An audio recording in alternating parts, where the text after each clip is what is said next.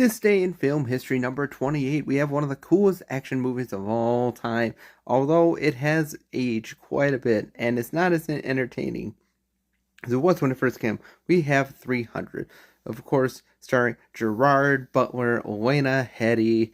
We had David Wenham. We had a couple others. This is the first film role of Michael Fassbender.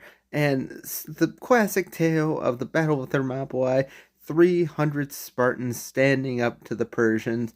Although when you go into the history, it was basically 300 commies, more or less, because that's basically what the society that the Spartans lived under is basically proto-communist versus the Persians.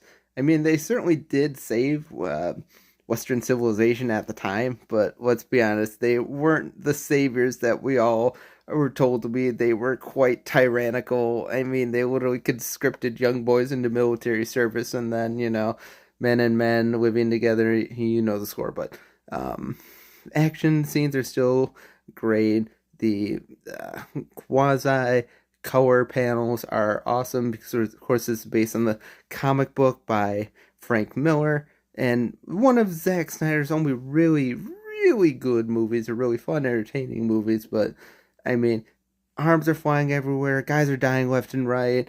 Ridiculous. There's elephants in the passes of Thermopylae. There's creatures, people getting their heads cut off. There's magicians throwing bombs. I mean, it is about as historically accurate as a condor flying in the Arctic. Yeah, not very accurate, but who cares? It's just fun. It's a short movie, like under an hour and a half, and the betrayal at the end gets you every time, and you just feel like, man, what a bunch of badasses.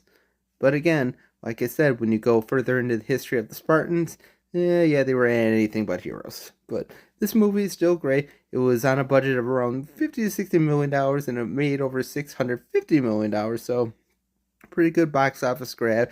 It was a big hit. I mean, people still love it to this day. I mean, like I said, watching it nowadays, it feels really dated. I mean, it is still enjoyable to watch, but there are better, more entertaining action films that you can find than 300. But let me know what you think. Otherwise, have a great day, and as always, God bless.